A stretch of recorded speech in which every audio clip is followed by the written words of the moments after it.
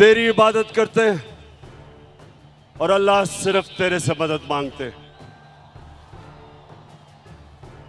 जेलम,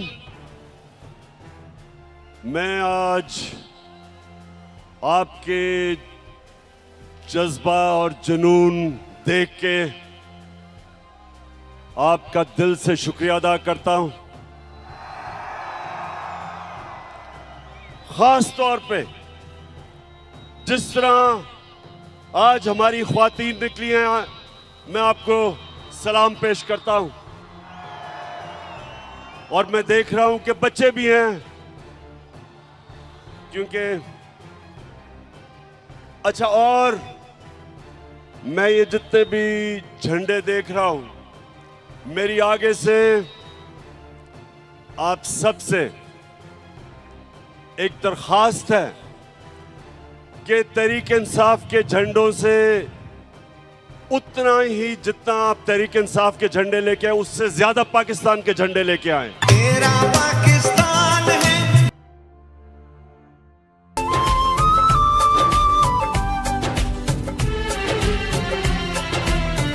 मेरे पाकिस्तानियों, ये एक मुल्क की जिंदगी में बहुत कम ऐसे होता है कि सारी कौम इकट्ठी हो जाती है, सारी कौम फैसला करती है, सारी कौम फैसला करती है कि हमने अपनी आजादी की जंग लड़नी है। जिधर जिधर मैं गया हूं, मैंने कभी इतने बड़े जलसे नहीं देखे। मैं जेलम पहले भी आया, लेकिन मैंने कभी जेलम में ऐसा जलसा नहीं देखा।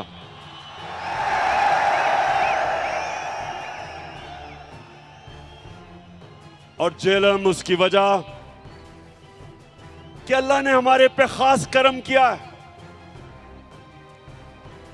नौजवानों, गौर से सुनो, कुरान में अल्लाह कहता है कि एक प्लान इंसान बनाता है और दूसरा अल्लाह बनाता है। जो प्लान बनाया गया था, साजिश बाहर से हुई। एक डोनाल्ड लू, अमेरिकी अंडर सेक्रेटरी, हमारे अमेरिका के सफीर को बुला के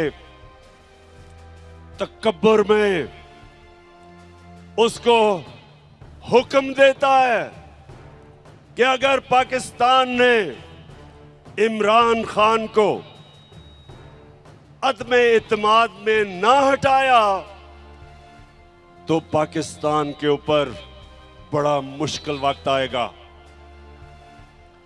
और फिर साथ कहता कि अगर पाकिस्तान ने इमरान खान को हटा दिया और चेरी ब्लॉसम को ले आए तो सब माफ कर दिया जाएगा। और फिर सारी साजिश होती है, यहां के मीर जाफर और मीर सादिक उसमें शिरकत करते हैं। 22 करोड़ अवाम का मुंतखब हुकूमत, वजीर आजम, उसको साजिश के तहत निकाला जाता है। और फिर जो असल इस मुल्क की तौहीन की जाती है कि मुल्क को जो 30 साल से इस मुल्क के बड़े बड़े डाकू जो इस मुल्क को लूट रहे थे, उनको ऊपर मुसल्लत किया जाता है। और इसमें अल्लाह एक करम करता है हमारे पे कि हमारी कौम की गैरत जगा देता है, हमें बेदार कर देता है। उस कौम की जो कौम ला इलाहा इल्लल्लाह के नारे पे खड़ी हुई थी, बनी थी, उस कौम की खुददारी जगा देता है। मेरे पाकिस्तानियों, जितना भी हम अल्लाह का शुक्र अदा करें वो कम है, क्योंकि हमारी खुददारी को इस मुल्क के करप्ट और गद्दार लीडरों ने खत्म कर दिया था। बाहर की कुव्वतों के सामने घुटने टेके, बाहर से डिक्टेशन लिए, खुद तो उनमें गैरत नहीं थी, कौम की गैरत को भी नुकसान पहुंचाया। तो अल्लाह तेरा शुक्र अदा करता हूं आज मैं कि तूने मेरी कौम को जगा दिया है।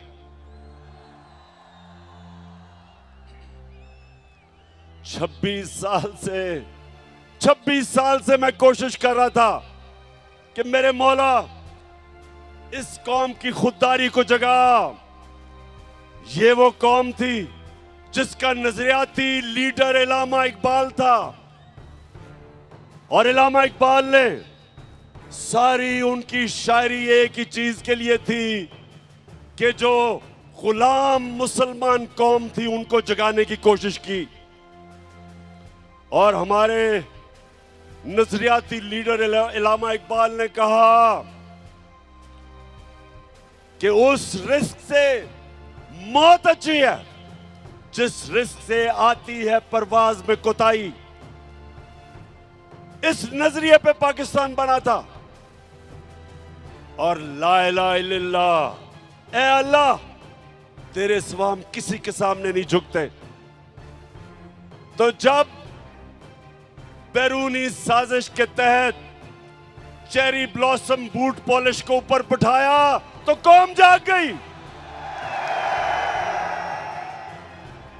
और आज मैं देख रहा हूं कि पाकिस्तान को एक कौम बनते हुए, ये बड़ा करम है अल्लाह का।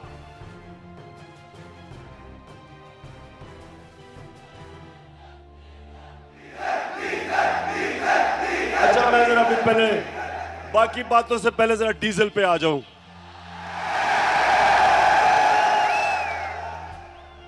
अच्छा जरा सुने, फजल रहमान भी, अब उसकी भी जमात इन सारे चोरों के पलंदे में ये सारे इक्तदार में आ गए हैं, बंदर बांट हो रही है।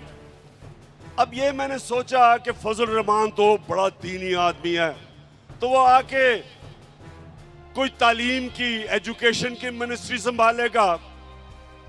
उसने एजुकेशन की मिनिस्ट्री नहीं संभाली, उसने कम्युनिकेशन की मिनिस्ट्री संभाली है, जिसके अंदर एनएच है, जिसमें सड़कें बनेगी और जिसमें पैसा बनेगा।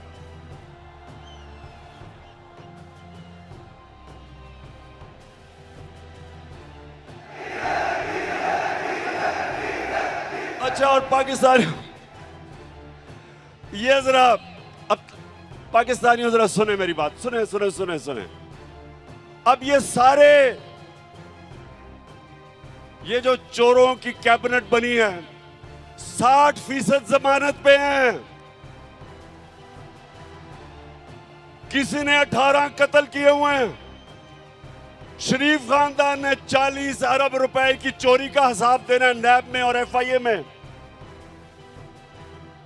वो जरदारी उधर अरबों रुपए का उसने जवाब देना है, जो फेक अकाउंट्स में पैसे, एयान अली के भी उसी अकाउंट से पैसे जा रहे थे जिसमें बिलावल। अब जो मफरूर है, सुने नौजवानों, जो मफरूर है, जो सजा याफ्ता है, जो झूठ बोल के भागा है, जो अरबों रुपए की प्रॉपर्टीज में लंदन में रह रहा है, उसने सारी कैबिनेट को लंदन बुला लिया है। तो पाकिस्तानियों ये याद रखें कि ये सारे कैबिनेट लंदन जा रहे हैं आपके पैसे पे। ये अपने पैसे नहीं खर्च करेंगे, ये आपके पैसे पे जा रहे हैं। और वहां जाके मफरूर साहब को मिलेंगे, सजा याफ्ता कॉन्विक्ट, झूठा, बुज़दिल, हमेशा जब भी कोई मसला मुल्क से बाहर भाग जाता है, उससे जाके इंस्ट्रक्शंस लेंगे। ये है इस मुल्क की तौहीन, और इसलिए कौम खड़ी हो गई है, इसलिए सारे पाकिस्तानी खड़े हो गए हैं। सारे पाकिस्तानियों ने फैसला कर लिया है, सब पाकिस्तानियों ने फैसला किया है कि इंपोर्टेड हुकूमत नामंजूर। मैं इंशाल्लाह 20 के बाद आपको इस्लामाबाद दावत दूंगा। पहले मैंने सोचा था कि इंशाल्लाह 20 लाख लोग इस्लामाबाद में पहुंचेंगे, लेकिन जो मैं अब लोगों में फिर रहा हूं, अब वो नंबर चला गया 25 लाख पे इंशाल्लाह।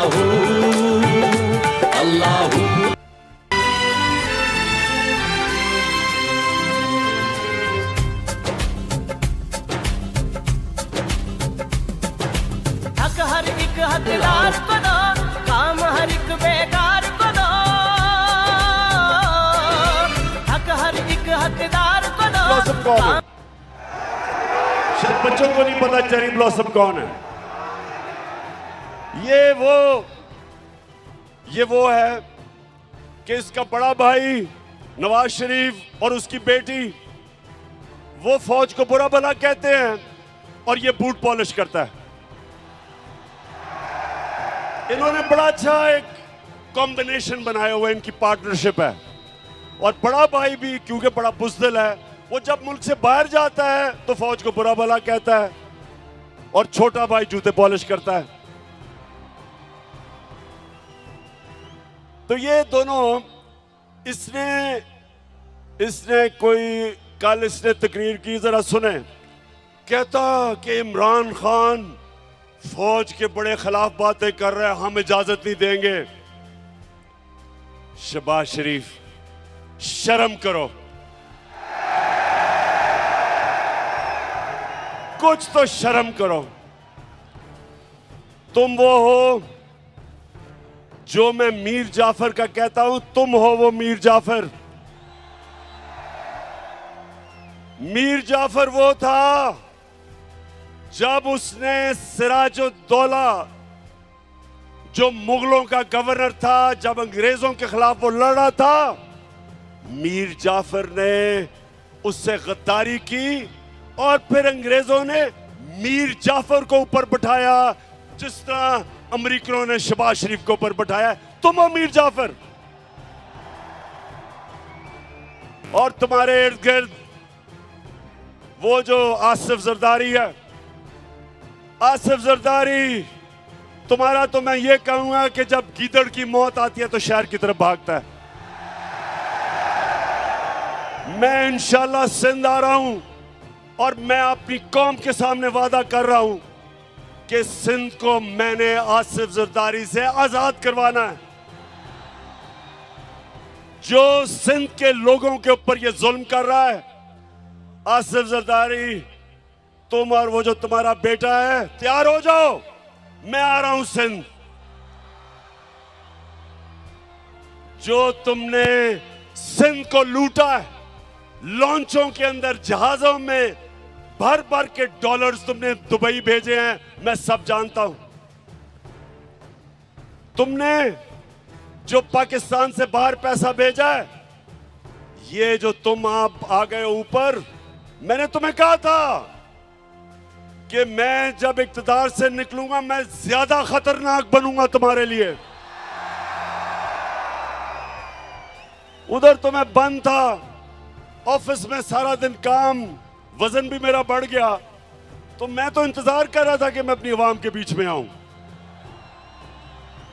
और मैं अल्लाह का शुक्र अदा करता हूं कि जिस तरह मेरी आवाम मेरे साथ खड़ी हुई है, अल्लाह तेरा लाख लाख शुक्र है। आएंगे, चोर लुटेरे जाएंगे, अच्छे सच्चे आएंगे, चोर लुटेरे जाएंगे। हिंदुस्तान ने क्या किया, जरा ये सुने गौर से। उन्होंने पाकिस्तान के खिलाफ प्रोपेगेंडा किया।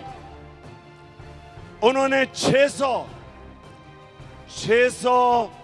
जाली उन्होंने मीडिया हाउसेस दुनिया में बनाए और पाकिस्तान के खिलाफ प्रोपेगेंडा किया। इसको EU डिसइंफॉर्मेशन लैब कहते हैं। और आपको पता है कि उन्होंने किसको बाहर से प्रोपेगेंडा में किसको निशाना बनाया? एक थी पाकिस्तान की फौज और दूसरा था इमरान खान। हिंदुस्तान ने क्यों पाकिस्तानी फौज और इमरान खान को निशाना बनाया? क्योंकि दो नौजवानों, गौर से सुन लो, आज पाकिस्तान को जो इकट्ठा रखेंगे, जो दुश्मनों की पूरी कोशिश है कि इस मुल्क के 3 टुकड़े किए जाएं, जो बलूचिस्तान में वो दहशतगर्दी करवा रहे हैं, उनका सिर्फ एक मकसद है कि पाकिस्तान को तोड़ा जाए।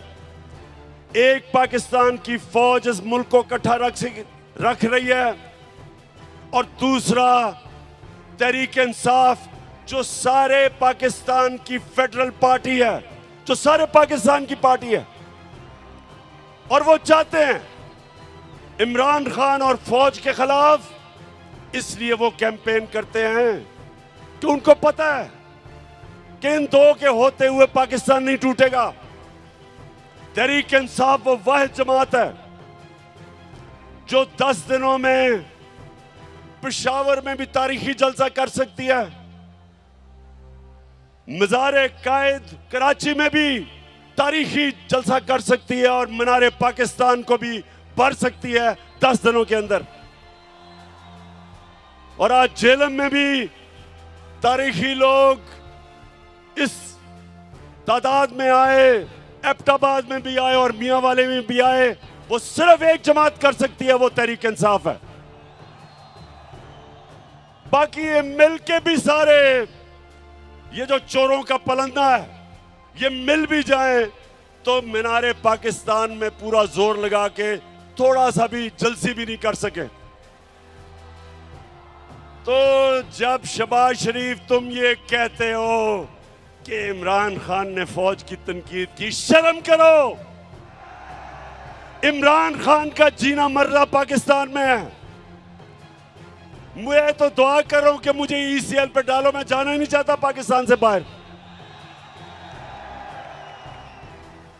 मेरा 20 साल मैंने बाहर क्रिकेट खेली, प्रोफेशनल क्रिकेट खेली, पैसा बनाया, लंदन में फ्लैट खरीदा, सब कुछ बेच के मेरा सब कुछ मेरे मुल्क में है, जीना मरना मेरे मुल्क में है।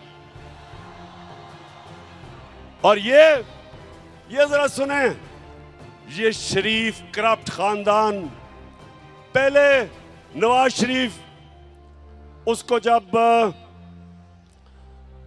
जनरल मुशर्रफ ने मुल्क से बाहर, जैसे उसने सऊदी अरेबिया भेजा, लेटर साइन, मुआहदा साइन करके सऊदी अरेबिया गया, झूठ बोलता रहा मैंने नहीं कोई साइन किया।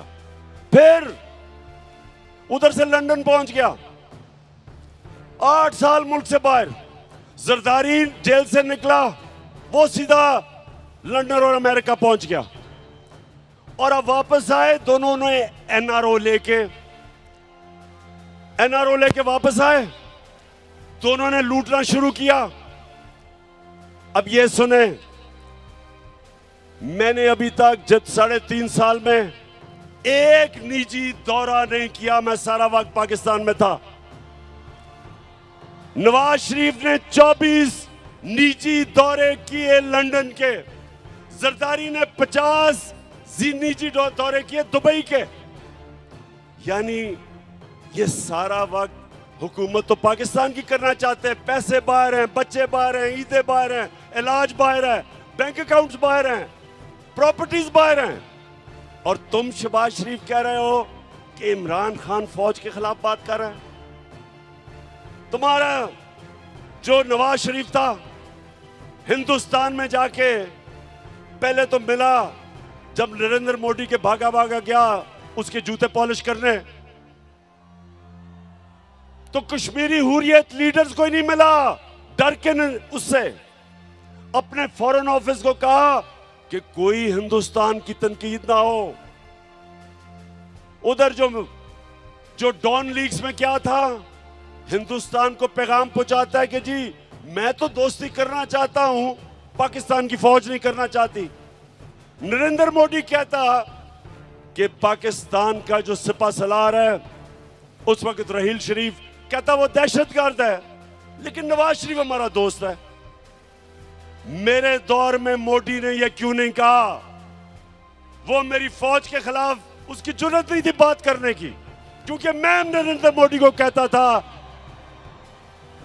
कि तुम इस्लाम दुश्मन हो, तुमने जो कश्मीर में किया, तुमने जो हिंदुस्तान में मुसलमानों से कर रहे हो, हम कभी तुम्हारे से दोस्ती नहीं करेंगे जब तक तुम कश्मीरियों को अपना हक नहीं दोगे।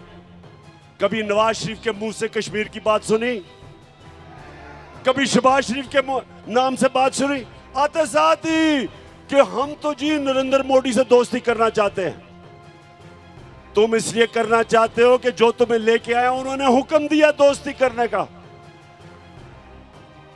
मैं जब रूस गया, मैंने रूस के सदर से बात की कि यहां महंगाई है, तेल की कीमत बहुत ऊपर चली गई है, हमने अपने लोगों को रिलीफ देना है। 30% कम पे तेल हमें वो बेचने के लिए रूस तैयार हो गया था। 30% गंदम कम कीमत पे हमें देने के लिए तैयार हो गया था। क्या शहबाज शरीफ तुम्हारी जुर्रत है कि तुम रूस से आज बात करो और 30% कम तेल खरीदो? आपको पहले जाके इजाजत लेनी पड़ेगी उन लोगों से जो लेके आए हो। आपको उनको बूट पॉलिश करने पड़ेंगे चेरी ब्लॉसम लगा के, और फिर इजाजत मांगनी होगी जो नहीं मिलेगी आपको। हिंदुस्तान अमेरिका का स्ट्रेटेजिक एलाई है, वो रूस से सस्ता तेल खरीद रहे हैं, वो रूस से हथियार खरीद रहे हैं। तो अमेरिकन हिंदुस्तान को कुछ नहीं कहते, क्योंकि उनकी फॉरेन पॉलिसी आजाद थी, अपने लोगों के लिए थी। हमारा ये मसला है मेरे गैरतमंद पाकिस्तानियों, हमारा मसला ये रहा है कि हुक्मरान वो रहे जिन्होंने मुल्क से बाहर पैसा लेके गए, पैसे के गुलाम, कभी अपनी आवाम के लिए खड़े नहीं हुए। एक जुल्फिकार अली भुट्टो खड़ा हुआ था, उसके खिलाफ भी साजिश हुई थी, मुदाखलत हुई थी और उसको फांसी चढ़ाई गई थी। और उसके खिलाफ कौन लोग निकले थे? यही वो जो कि नवाज शरीफ की तब पहली पार्टी थी, फजल रहमान की जो पार्टी थी, ये लोग निकले थे। ये उस साजिश का हिस्सा थे जिसमें जुल्फिकार अली भुट्टो को गिराया गया और फांसी दी गई। और इंशाअल्लाह मेरे पाकिस्तानियों, एक नया मुल्क उठ रहा है, हमारा एक खुददार कौम खड़ी हो रही है। मैं ये अपनी ख्वातीन को देख रहा हूं, बच्चों को देख रहा हूं, सब निकल रहे हैं एक नए पाकिस्तान के लिए। मैं जो 20 तारीख के बाद जब मैं आपको दावत दूंगा, मैं चाहता हूं इसमें शिरकत करें हमारे बड़े बुजुर्ग, हमारे खास तौर पे दिलेर नौजवान और हमारी ख्वातीन और बच्चे भी। हकीकी चलो चलो इमरान के साथ, चलो चलो इमरान के साथ, चलो चलो इमरान के साथ, चलो चलो इमरान के साथ, चलो चलो इमरान के साथ, चलो चलो इमरान के साथ, चलो चलो इमरान के साथ।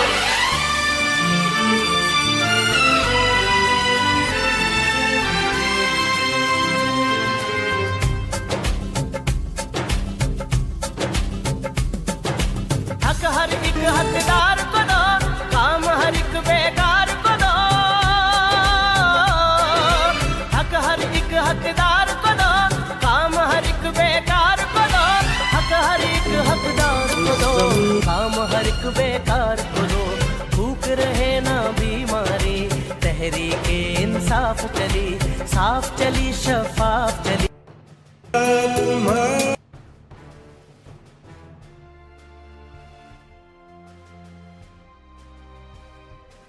पाकिस्तानियों, मैं अब अपनी आखिरी बातें करने लगा हूं, जरा गौर से सुनना है आपने। देखें, मेरे 3.5 साल जो हुकूमत में थे, मैं आपको बताऊं मुझे सबसे ज्यादा शर्म कब आई, जब मुझे बाहर जाके दोस्त मुल्कों से पैसे मांगने पड़े, जब कर्जा मांगना पड़ा, मुझे शर्म आई, क्योंकि मैंने आज तक अपने वालिद से भी कभी पैसे नहीं मांगे थे। मैंने जब पैसे मांगे थे शौकत खानम के लिए अपने पाकिस्तानियों से, कभी मैंने गैरों से पैसे नहीं मांगे। शौकत खानम के लिए, नमल यूनिवर्सिटी के लिए, अभी जो जेलम में मैंने अल कादर यूनिवर्सिटी बनाई है, इनके लिए सिर्फ पाकिस्तानियों से पैसे मांगे थे।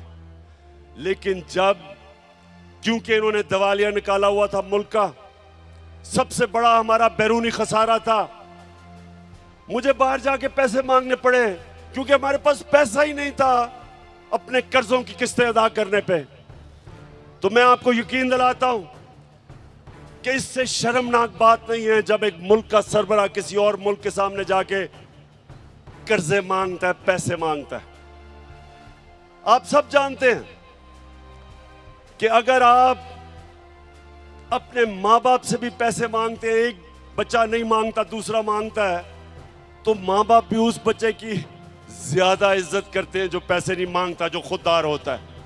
मां बाप भी तो सोचें कि गैरों के सामने हाथ फैलाना।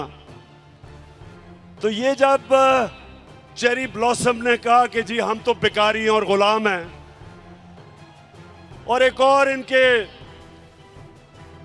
रंगबाज सियालकोट से कहता कि जी हम तो लाइफ सपोर्ट मशीन पे हैं, मेरा सवाल है किसने हमें मकरूज किया? 30 साल से ये दो खानदान इस मुल्क के ऊपर हुकूमत कर रहे हैं। 30 साल से, 30 साल में ये अरबोपति बन गए, इनके बार प्रॉपर्टीज, फ्लैट्स, जायदादें, ऑफशोर अकाउंट्स, और मुल्क को मकरूज कर दिया। मैं तो सिर्फ 3.5 साल हुकूमत की है। तो सवाल मैं ये पूछता हूं कि जब कहते हो कि बेकारी हैं तो हमें तो गुलामी करनी पड़ती है, हमें बेकारी बनाया किसने? किसने इस मुल्क से पैसा चोरी करके बाहर लेके गए? वो लोग जो हमारे मेहनतकश पाकिस्तानी 14-14, 18-18 घंटे काम करके इस मुल्क में पैसा भेजते हैं, रेमिटेंसेस भेजते हैं, वो मेहनतकश के खून पसीने पे आज हमारा मुल्क चल रहा है। और ये डाकू यहां से मनी लॉन्ड्रिंग, पैसा चोरी करके मुल्क पैसा बाहर भेजते हैं। तो बेकारी बनाया किसने? आपने। और कौन इससे मुल्क को निकालेगा? मैं आपको आज ये कह रहा हूं कि जिस तरह हम एक कौम बनते जा रहे हैं, एक कौम के लिए कोई चीज नामुमकिन नहीं होती। जब कौम इकट्ठी हो जाती है वो सब कुछ कर सकती है। जब जलजला आया, जब फ्लड आया पाकिस्तान में 2010 में, अरबों अरबों डॉलर्स का नुकसान था। सारी कौम इकट्ठी हुई, बैरून मुल्क पाकिस्तानी सब मिलके, सब ने उसका मुकाबला किया और हमने अपने आप को खड़ा कर लिया अपने पैर पे। इसी तरह जिस तरह अब हम कौम बन रहे हैं, मुझे कोई शक नहीं कि पाकिस्तानी जिस तरह जब उनको ये पता चल गया कि उनका टैक्स उनके ऊपर खर्च होगा, ये कैबिनेट जा रही है एक मफरूर से मिलने आपके खर्चे के ऊपर। मैंने कभी अपनी कौम का पैसा फजूल खर्च अपने ऊपर करने दिया, ना इस तरह खर्च करने दिया। और जब कौम को यकीन हो जाएगा हम कौम बन जाएंगे, हम टैक्स भी इकट्ठे करेंगे, हम अपने कर्जे भी दे देंगे, हमारे पास इतना पैसा होगा कि हम अपने बच्चों की तालीम, स्कूलों पे, यूनिवर्सिटीज पे हम इस मुल्क को खड़ा करेंगे। और वो तब होगा जिस तरह अब हम कौम बन रहे हैं। और मैं इसलिए आज जेलम आया था, अल्लाह का शुक्र अदा करना कि मेरे अल्लाह आपने मेरी कौम को जगा दिया, बेदार कर दिया, शऊर पैदा कर दिया, खुददार बना दिया, कौम की गैरत को जगा दिया। और इंशाअल्लाह 20 के बाद जब मैं आपको कॉल दूंगा, एक हमारी डिमांड होगी, इलेक्शंस करवाओ और इंपोर्टेड हुकूमत नामंजूर। YouTube पर गूगली न्यूज देखने के लिए youtube.com की सर्च बार में गूगली न्यूज टीवी टाइप करें। गूगली न्यूज के पेज पर सुर्ख रंग के सब्सक्रिप्शन वाले बटन पर क्लिक करना ना भूलिए। YouTube पेज पर अपलोड होने वाली वीडियो से बाखबर रहने के लिए बेल आइकन पर क्लिक कीजिए। आपको हर नई वीडियो के बारे में नोटिफिकेशन मौसूल हो जाएगा।